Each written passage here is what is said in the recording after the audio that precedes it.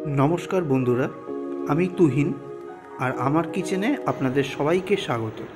এখন ভর শ্রাবণ মাস, বাইরে কদিন ধরেই মুষল বৃষ্টি হচ্ছে। আর এই বৃষ্টির দিনে বাঙালির সর্বপ্রথম মাথায় আসে খিচুড়ির খাওয়ার কথা। সে যেরকমই খিচুড়ি হোক, আমিষ অথবা নিরামিষ। আজকে আপনাদেরকে দেখাবো একটা স্পেশাল খিচুড়ি, যেটা আপনারা চটজলদি বানাবেন আর খেতে বসে যাবেন। মানে উঠলো বাইতো কটক যাই।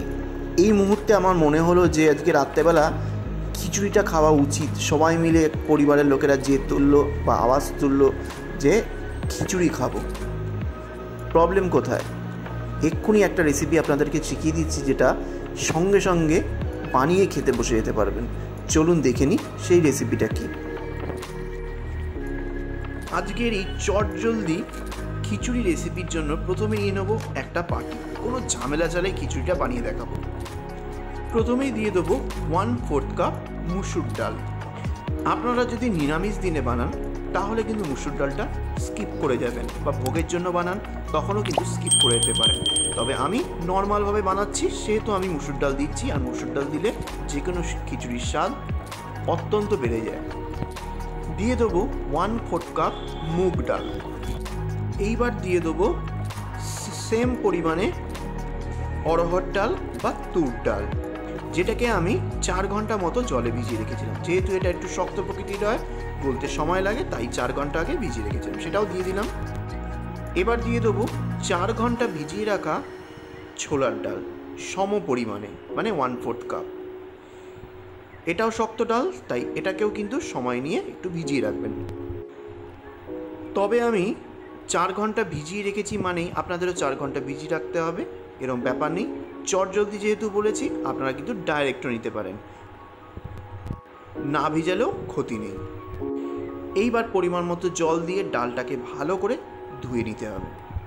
দেখুন, জল পরিষ্কার না হওয়া অবধি আমি কন্টিনিউ ভালো করে ধুয়ে নিয়েছি ডালগুলোকে। এইবার এটাকে সাইডে রেখে দেবো। এইবার আরেকটা বাটি নিয়ে নেব। এইবার নিয়ে নেব আমি চাল। আমি এখানে বাসমতি চাল ইউজ করছি।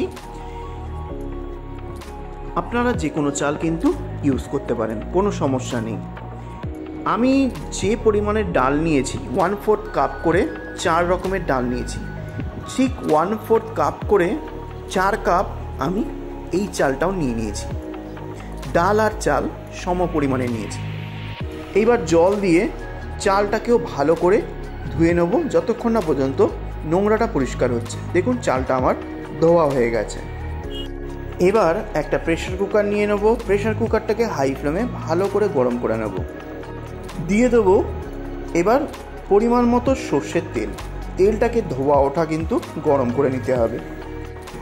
তারপরে দিয়ে দেবো 4-5টা তেজপাতা। তারপরে দিয়ে দেবো 4টে শুকনো লঙ্কা, একটু ভেঙে দিয়ে দিতে হবে। তারপরে দিয়ে দেবো 4-5 টুকরো দারচিনি। দিয়ে দেবো 6-7টা সবুজ এলাচ। দিয়ে দেবো 1/2 চামচ সাদা জিরে। প্রতিটা মশলা মানে ফোড়ন ভালো করে ভেজে নেওয়ার পর এর মধ্যে দিয়ে দেবো ধুয়ে জল জড়িয়ে রাখা ডালগুলো।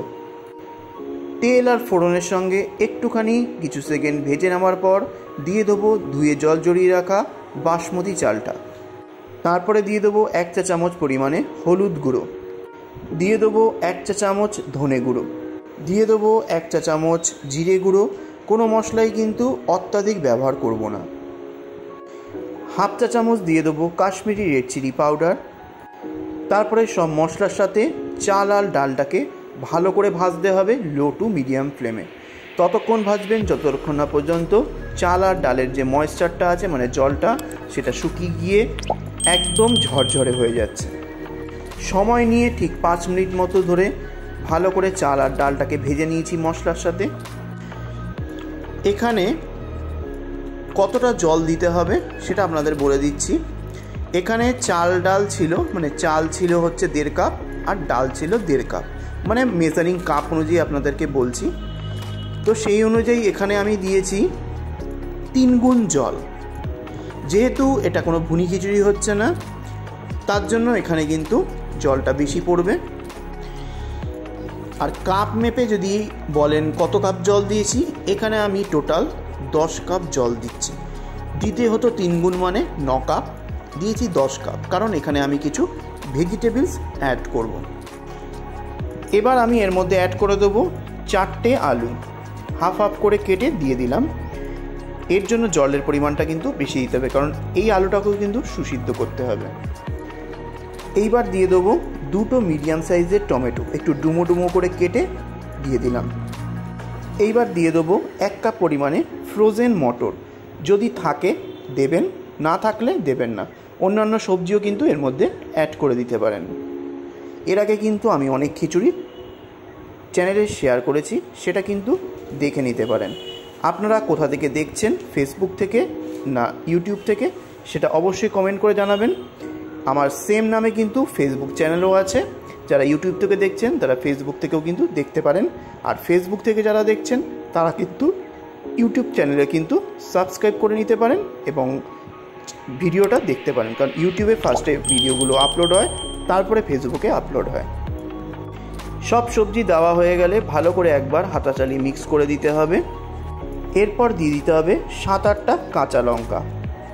তারপরে প্রেসার কুকারের ঢাকনাটা ভালো করে আটকে দিতে হবে। প্রেসার কুকারের লিডটা লাগানো হয়ে গেলে এবার দিয়ে দেবো মিডিয়াম ফ্লেমে 5টা হুইসেল, গুনে গুনে 5টা দিতে হবে মিডিয়াম ফ্লেমে। দেখুন 5টা হুইসেল পড়ে গেছে। এইবার আমি এক্সট্রা যে প্রেসারটা রয়েছে সেটা আমি বের করে দেবো, কারণ এটা খিচুড়ি, প্রেসার কিন্তু রিলিজ সঙ্গে সঙ্গে করে দিতে হবে 5টা হুইসেল হয়ে যাওয়ার পরেই।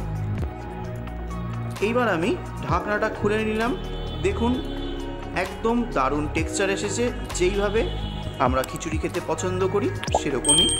এইবার হাতা দিয়ে ভালো করে তুলে দেখাচ্ছি। দেখুন ভাতের দানা কিন্তু একদম গলেনি, সুন্দরভাবে হয়েছে। এইভাবে কিন্তু আপনারা কিন্তু প্রেসার কুকারে একদম মাপসহ এইভাবে বানাতে পারেন, যেখানে ভাত কিন্তু গলবে না, ডালও একদমই গলে ভর্তা হয়ে যাবে না, দুটোই কিন্তু ঠিকঠাক থাকবে। আর সবজিও সুন্দরভাবে আপনারা পাবেন খাওয়ার সময়। হাতা দিয়ে হালকা হাতে একটু মিক্স করে নিয়ে এইবার দিয়ে দিতে হবে পরিমাণ মতো চিনির গুঁড়ো। চাল ডাল যতক্ষণ না পর্যন্ত সুসিদ্ধ হয় ততক্ষণ কিন্তু চিনির গুঁড়ো দিতে নেই বা চিনি দিতে নেই, না হলে কিন্তু চাল ডাল সুন্দরভাবে কিন্তু সুসিদ্ধ হয় না। চিনিটা পরিমাণ মতো দেবেন, সেটা আপনাদের স্বাদ অনুযায়ী। তারপরে ওপর থেকে ছড়িয়ে দেবো পরিমাণ মতো গরম মশলা।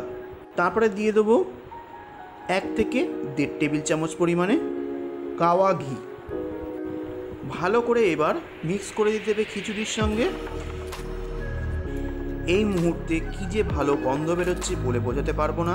এরম বর্ষণ মুখর দিনে দুপুরে অথবা রাতে গরম গরম খিচুড়ি পাতে পড়লে কার না ভালো লাগে। সঙ্গে পাঁপড় ভাজা অথবা পাঁপড় পোড়া, বেগুন ভাজা বা নিরামিষ দিন হলে এগুলো ঠিক আছে। আর যদি আপনারা নর্মাল দিনে খান তখন ডিম কষা, ডিমের অমলেট দারুণ লাগবে। ঠিক এইভাবে আপনারা বানিয়ে খেয়ে দেখবেন, অপূর্ব লাগবে খিচুড়ি।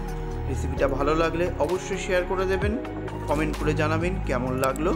আজ আসলাম, নেক্সট দিন আবার একটা ভালো ভিডিও নিয়ে আপনাদের সামনে তুলে ধরব। নমস্কার।